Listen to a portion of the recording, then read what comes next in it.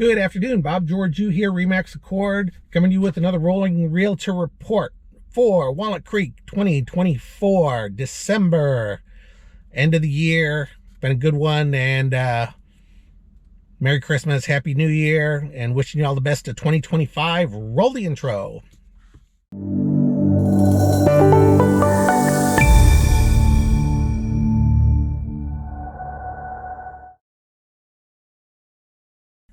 Thanks again for tuning in to another real estate report. Thank you very much for watching. Thank you very much for your contributions. 2024, really appreciate those of you that will watch this. And I wish you the best in the upcoming year. Going to be another roller coaster of a year with people locked in their homes with low interest rates and a lot of downward pressure on buyers with insurance and interest rates. Attacking buyers from every direction, and softening economy. Gonna be a real roller coaster, but with low inventory, that's gonna be the seller's saving grace for the first quarter of the year. It's gonna prevent movement in favor of the buyers until later in the year. And at that point, the picture may look a little bit different than it does right now. Obviously, we're coming into the new year with a new presidential administration. Love him or hate him, he's the guy we've got for 4 years. And making big promises, but definitely a change from direction from the prior. Hopefully, we'll see energy costs go down as promised. This is going to have the biggest bearing on the economy moving forward and what happens with the interest rates and the job numbers. So last week we had a interest rate decrease and an announcement that the Fed was going to go from 4 moves down to 2 moves in 2025. This hit the stock market with a little bit of a jolt and changed expectations for what's going to happen in the year. But as a consequence, we saw interest rates go up. A lot of people are wondering what's going on. The biggest influence against the Fed's move to drop interest rates are the jobs report, inflation, and China. Inflation is still heated. There's only so much they can do. They really can't drop interest rates to where they would like to because that's an inflationary move. They've announced they're going to slow down in 2025 the number of rate decreases they have from 4 to 2. After the announcement, for those of you who don't follow financial advice quickly, when interest rates go down, the value of bonds go up. When interest rates go up, the value of bonds go down. And when the Fed decreased rates, the value of the Chinese bonds that they're holding went up.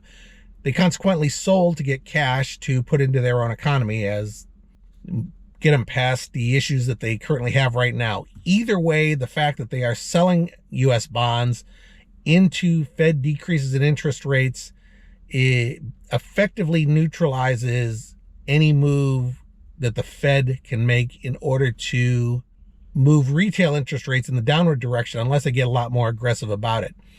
Just throw in there a lot of talk about the amount of debt that the government is carrying with interest rates going up and the refinance of that debt and the continued deficit spending just complicates what is already difficult global situation and have no way to know how this is all going to shake out. So what does that mean for buyers and sellers? Well, in the first 2 quarters, it's going to be a hot market. We are not going to have the inventory. The buyers are going to come back over the next 30, 45 days. There is not going to be any inventory for them to be purchasing. The seller side of the market is going to be playing catch up as it normally does for the first 3 months of the year. It's going to make first quarter really hot for sellers. And we're probably going to see a little bit of a spike in price or rebound in price as the case may be.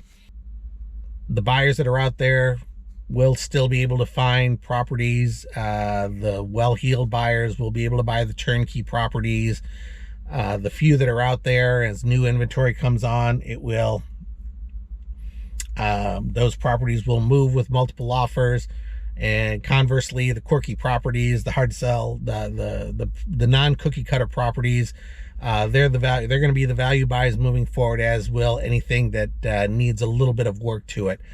Buyers aren't buying fixers in this environment. An old trend that real estate agents are aware of is that when the prices are high and the interest rates are high, the house better be in perfectly pristine condition because the buyers will just pass on it for better inventory and a better situation in general.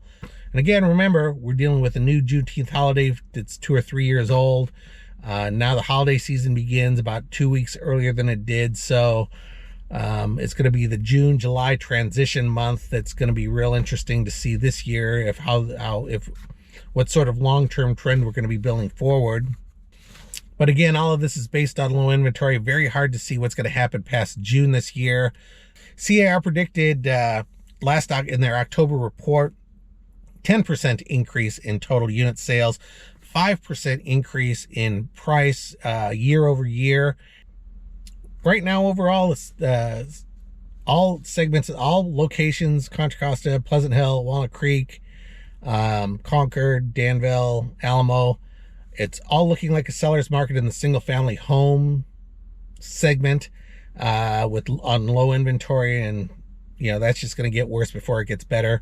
Condos are looking a lot more balanced with all the stress that's in that market right now. Not a surprise there. 2025 is going to be a transition year for condominiums. Probably get a lot more activity, but it's going to be downward pressure on list prices moving forward. I saw one report Bay Area wide that prices were down like 20% year over year. And again, that goes straight to all these issues that condos are faced with right now, until the associations start adjusting for these long-term structural issues, insurance, maintenance, and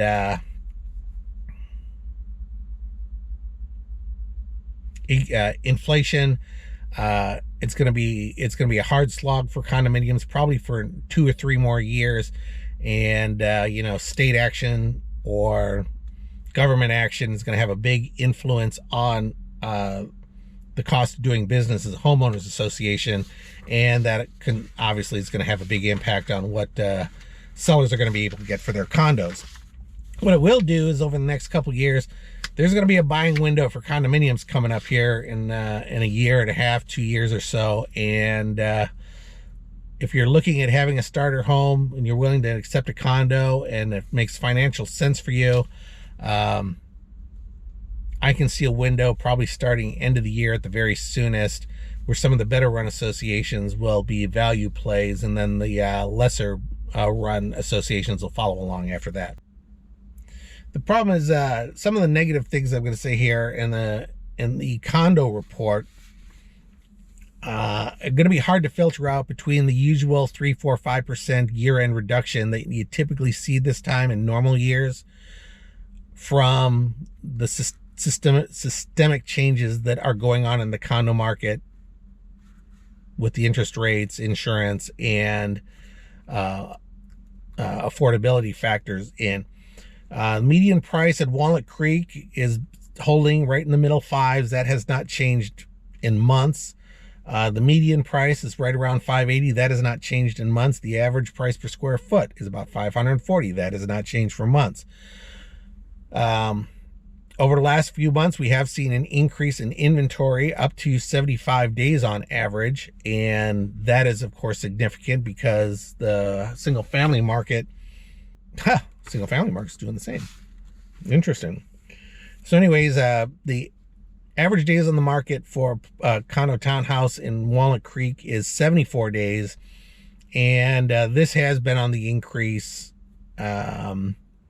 over the last few months, but as if this is just seasonal fourth quarter inventory, or if it's long-term structural, yet to be seen. We won't know that probably until the second quarter of 2025. And the median days on the market is going on 60 days, but again, that's probably seasonal. Everything that's on the market came on in October, November, and with buyers out of the market for the holidays, seeing 45 days really isn't a surprise. Still, a third of the market has to reduce to find an offer, and this is all into decreasing inventory. We're down to 129 units of total inventory, and that's been on the decrease. So with buyer's market is looking fairly stable, fairly balanced between supply and demand, and so that shows that buyers are getting some concessions, paying fair prices, and are generally not having to pay through the nose at top dollar in multiple offer. Or top end of the market is actually the best. Is the strongest element of the market, which is a little unusual, and inventory is moving a lot quicker at 900,000. But there's a lot of nice premium condos and townhouses around Walnut Creek, mostly townhouses that are quite popular, and so that's not really a surprise. Bottom end of the market starters, the 1-1s, they're the ones that are sticking around the longest and seem to be bearing the impacts of all the economic conditions currently. Median price is only $360 for a 1-bedroom. That's not, I don't recall seeing those numbers in a long time. That's pretty darn good.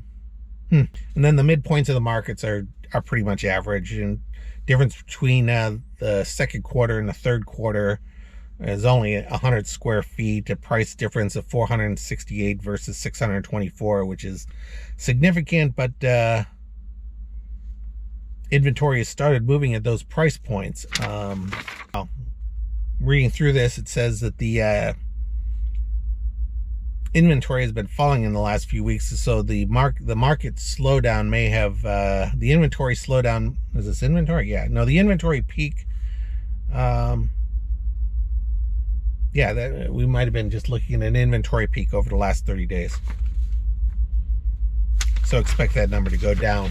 We have 129 units in condos, so that balanced market is going to continue. If the buyers do come back looking for condos, there's going to be plenty of opportunities for them moving forward, and we will end up in a whole new world by the time the February-March reports come around and take us into the prime buying season. So Walnut Creek single-family homes, median price been $1,725. This has been pretty much flat for the last quarter. Same price with the median listings, pretty much the same.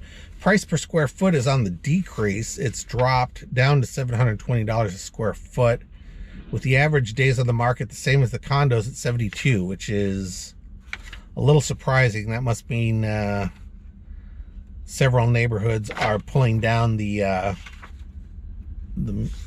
total number. Yeah, bottom end of the market is at 1.3 million, selling off faster than it's coming on. But the big market is 2 billion. Those things have been flying off the market at in 14 days, which runs contrary to the high end at 2.8 million.